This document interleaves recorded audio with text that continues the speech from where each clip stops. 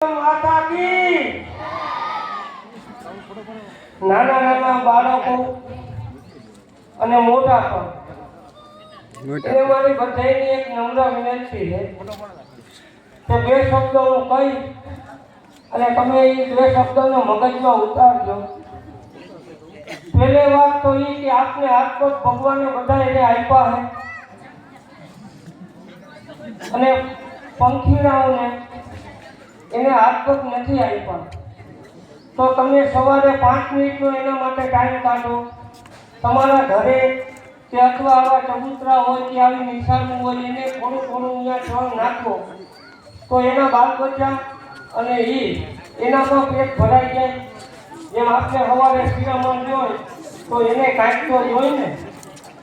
અને એક ખાસ નમ્ર વિનંતી કે તમે જાજા નહીં તો એક ઝાડનું ખાલી વાવજો.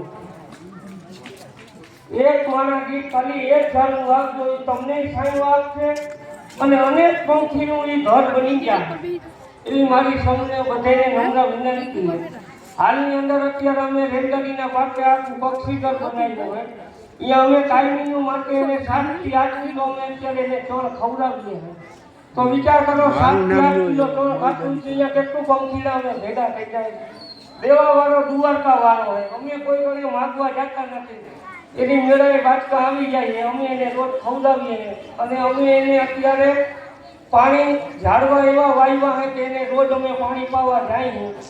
તો તમે પણ એવું કરજો કેમ કે અહીંયા જેટલા ભણે એ દેશનું બધા ભવિષ્ય અમે એવું માનીએ રાખીએ. તો નાના બાળકો તમે પણ થોડુંક એને ચણ નાખજો ને જરૂર એક ઝાડનું એક બાળક વાવજો અને તમને કોઈક દીધી જરૂર ને જરૂર છાંયો આપશે.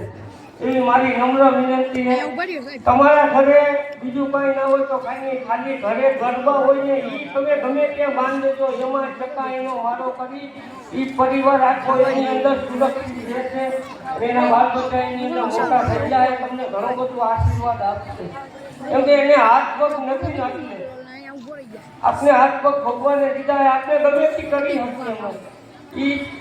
એક હરી લઈને એક લાખની અંદર એક ઉકી હરી લઈને એનો મારો બનાવે ઈ મારો પડી જાય બેઠો એના બચ્ચાનું પૂરું થઈ જાય.